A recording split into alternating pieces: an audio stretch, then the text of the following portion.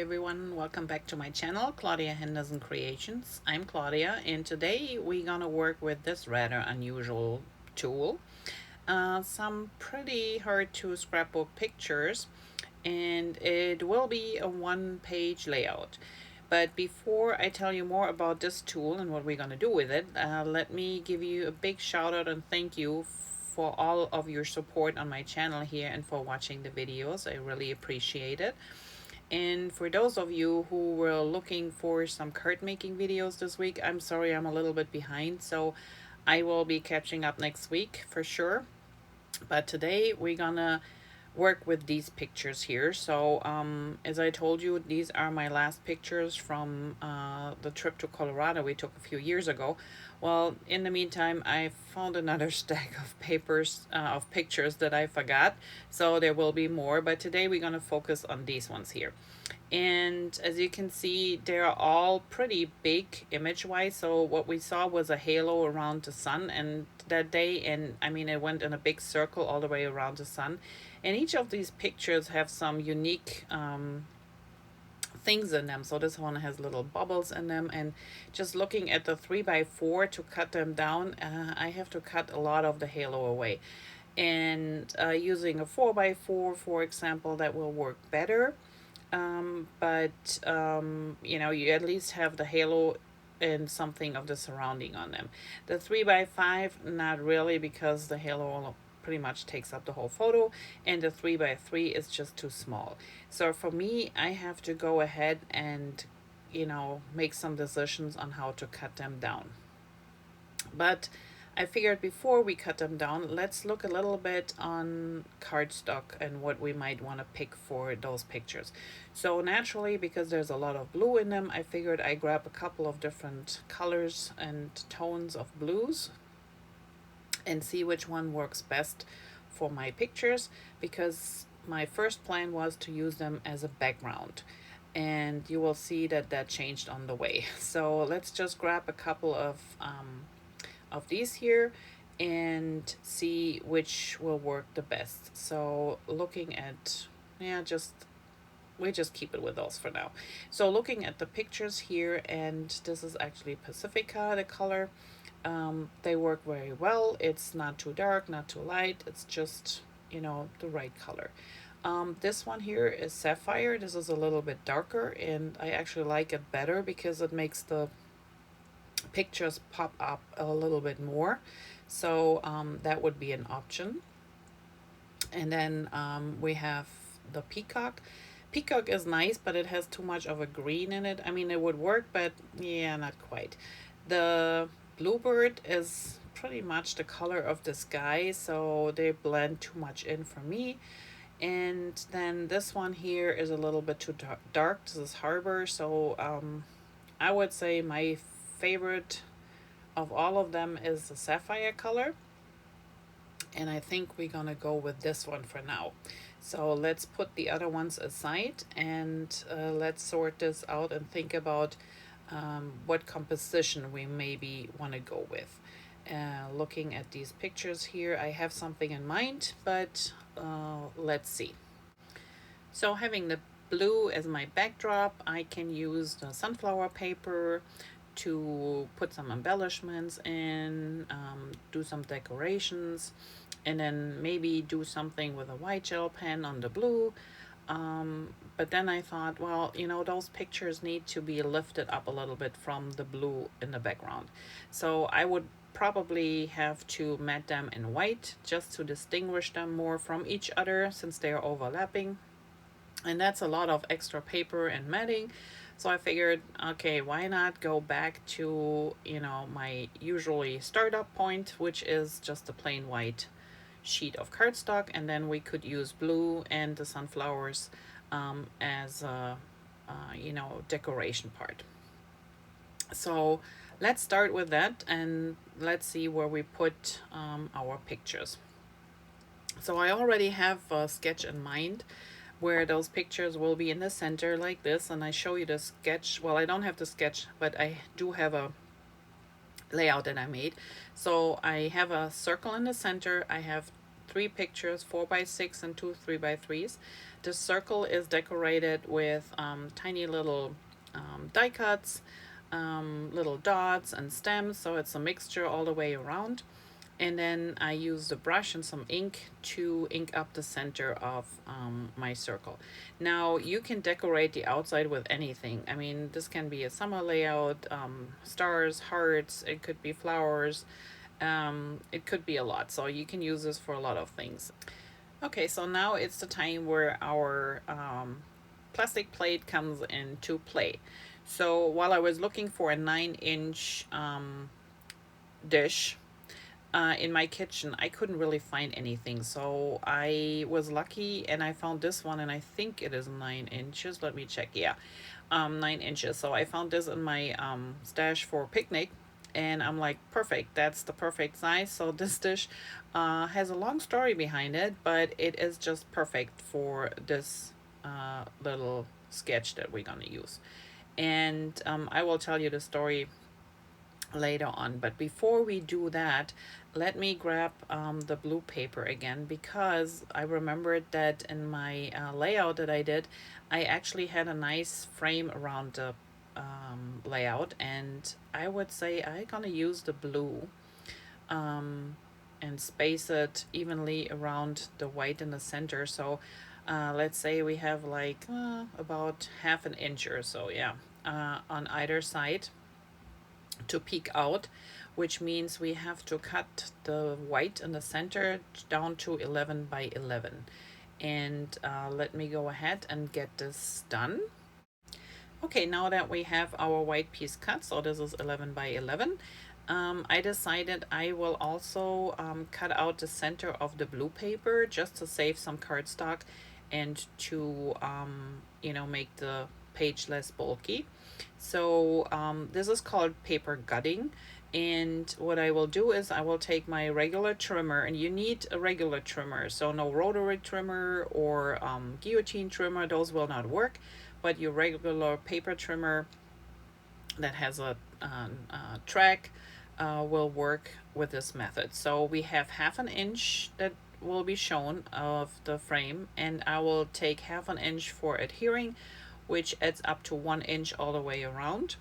So I will line up my paper, my 12 by 12 sheet, at the 1 inch mark, and then I will start my blade at 1 inch from the top, because we do want to leave 1 inch all the way around. So we can't cut from 0, we have to start at 1 and then go all the way down to 11.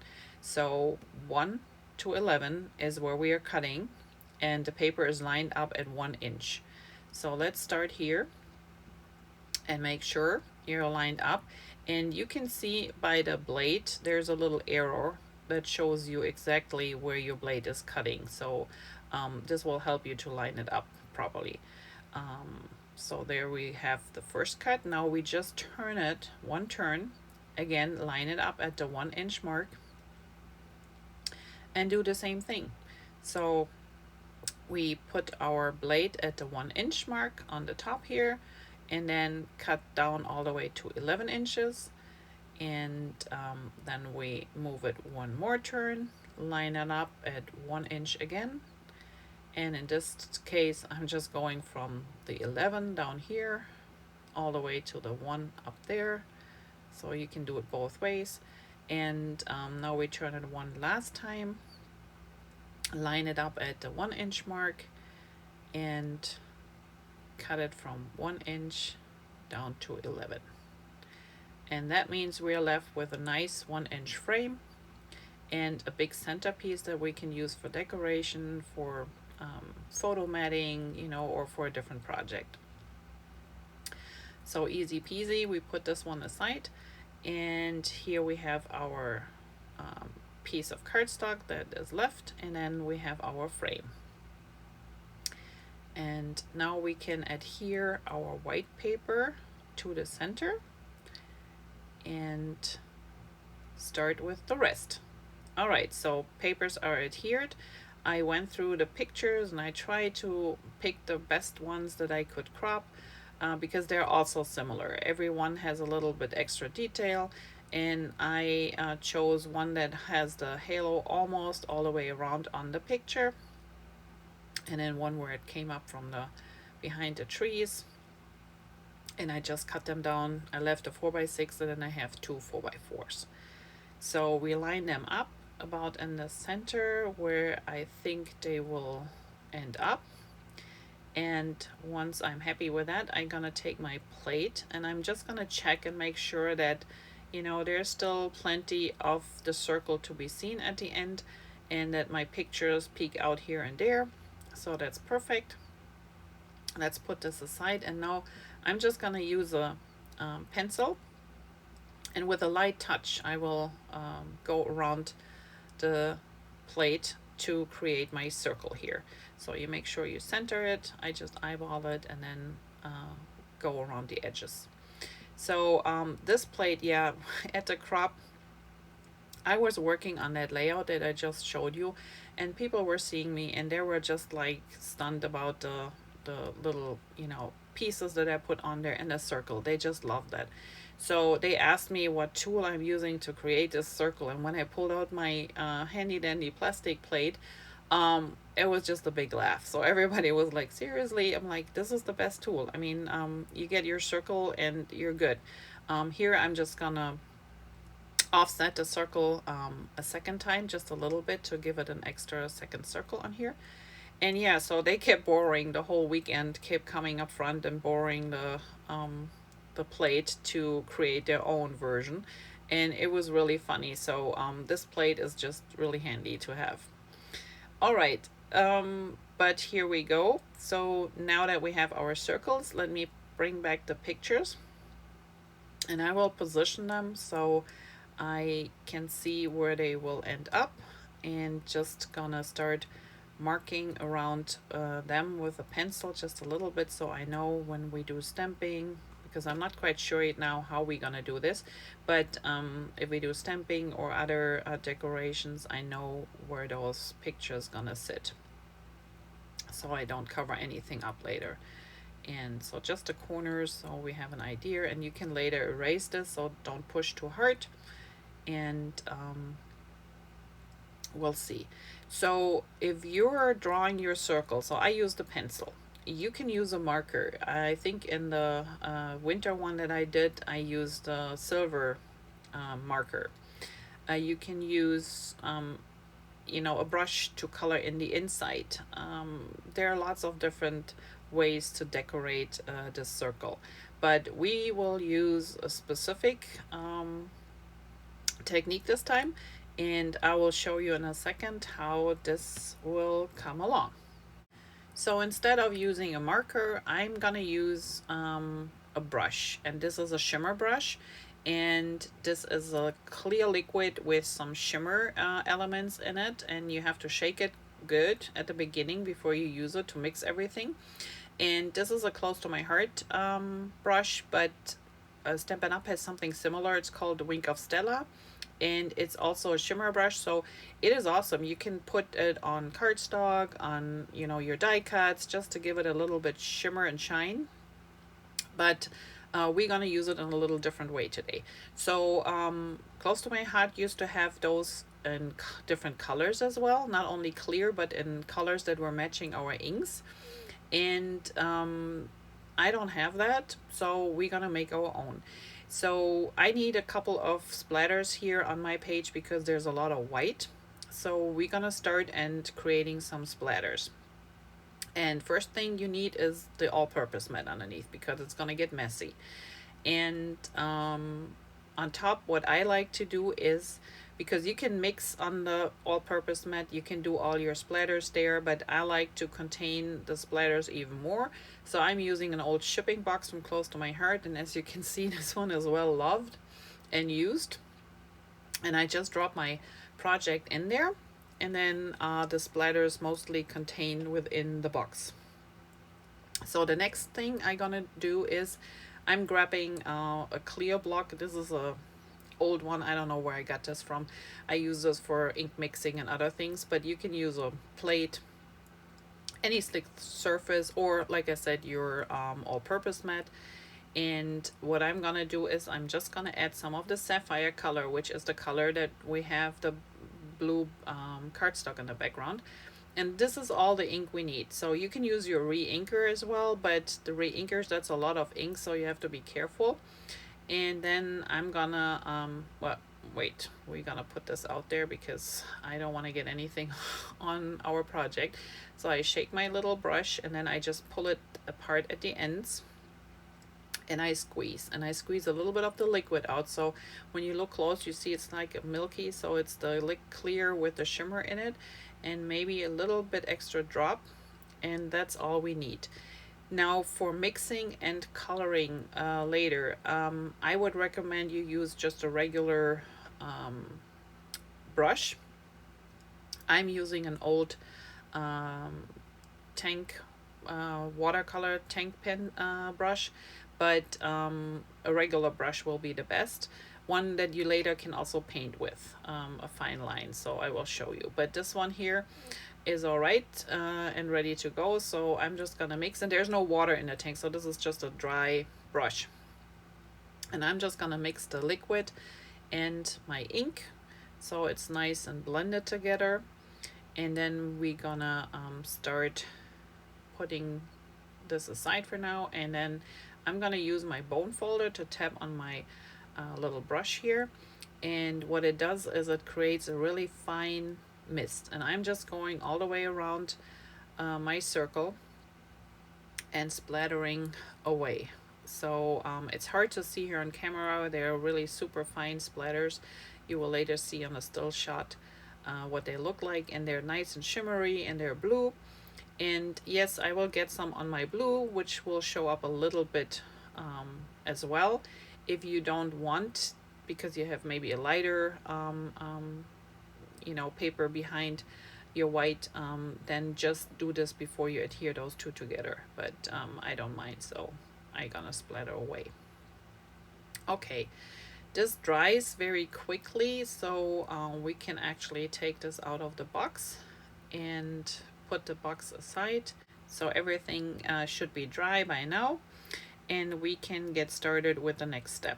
So my idea was, well, normally I would use a marker to create my circles, but in this case I figured we have so much ink left here on the block, why not use this and color over the circles. So I'm just gonna test it here and see how it would look like if we paint on the white cardstock, and that works pretty good. So I give it a go. I just ink up my brush and gonna continue coloring over my circle here, and this will take a moment. So we're gonna do both, and I know it's not gonna be perfect, and I don't want it to be perfect, but I think we should use that ink that we mixed there and give it a little glimmer and blue shine, and we're gonna define our circles this way.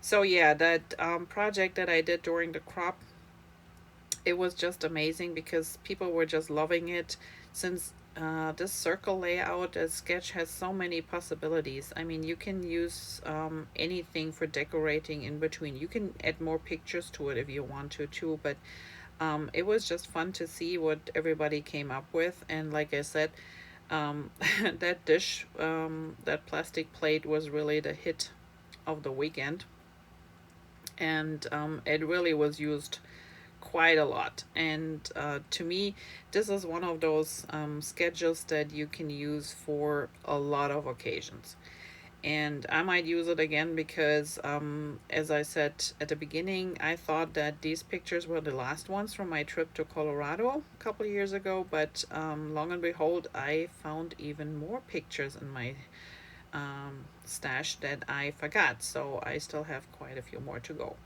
Alright, so now we're getting to the end of the circle here, and as you can see, the paint's getting a little bit dry, so you have to continuously use the paint, otherwise it starts drying up and then it's really hard to pick up.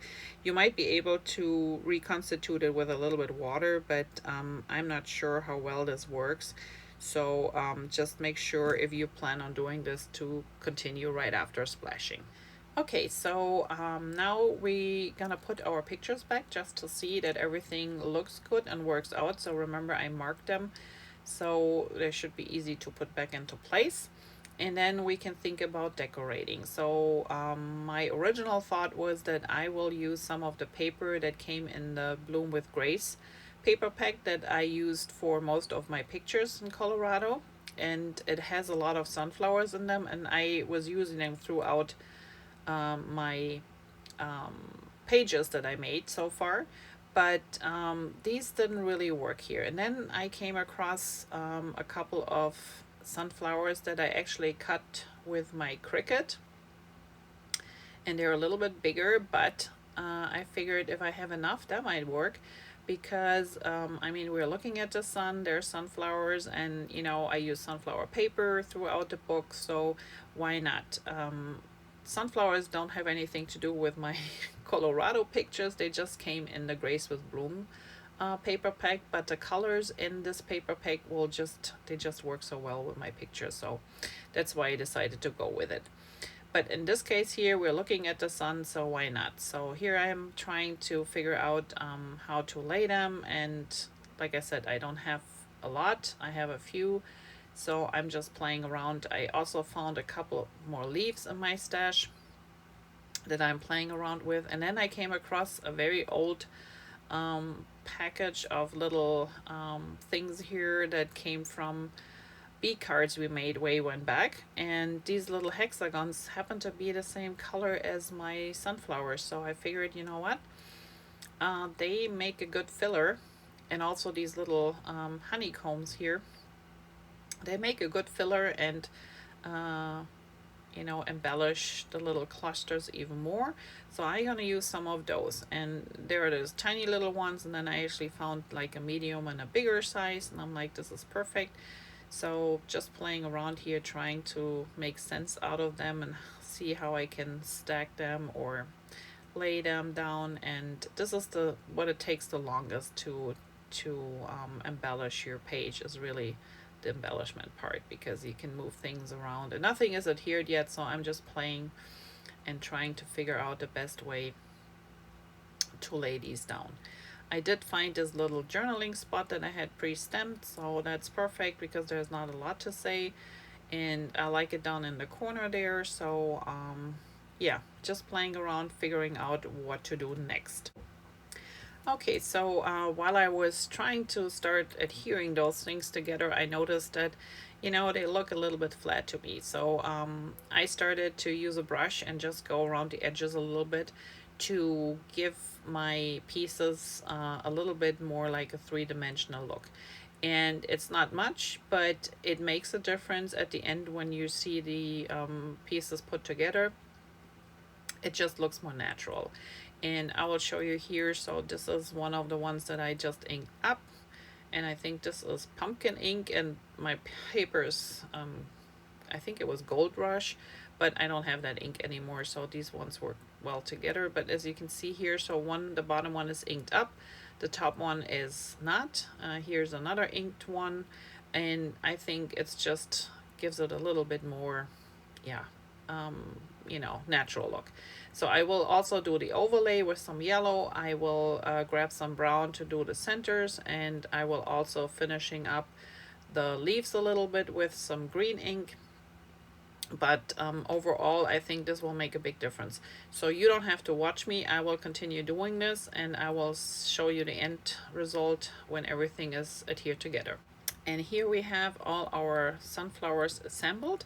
And as you can see, I did not adhere the top overlay all the way to the edges, so you can actually bend them up a little bit. I also crinkled the center here a little bit, and I know they will be flat most likely in the album, but sometimes they still stay upright if you bend them a little bit. So my leaves, the same thing, I just bent them in the center a tiny little bit so they look a little bit more curved. And I will put some dimensionals underneath, that way they will stay curved, and it just gives it a little bit more 3D effect on the page itself. And then I also, and I will do this with all of them, it's just easier to bend them ahead of time, And then I also have all these leaves here that I kind of prepped with some ink. As you can see by my fingers, they're still pretty inked up. And oh, I forgot one, so let's do that one. And then let's see, so this is a leaf without ink, and here you have one that is inked, and you can see the difference. So it's just it looks nicer, it's not as flat. So here we have the entire layout. Everything is adhered down beside that one cluster right here, and I will show you how I will adhere those together, because I figured you know how to adhere things to a page, but with clusters I know it's sometimes hard to determine how do you start.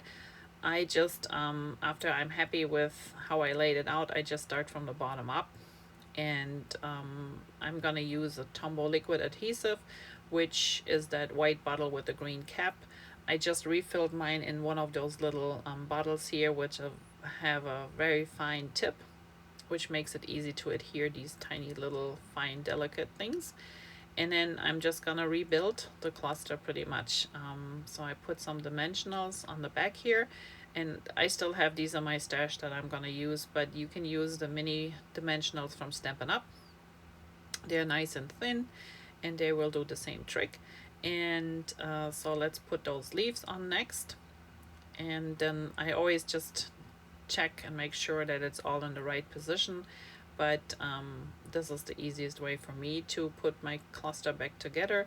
So I'm like lining, you know, things back up, putting my sunflower in the center there to make sure everything works. And here we need both leaves. It makes it easier to line up, and when I'm happy where they are, that's where they go, and I think that's good.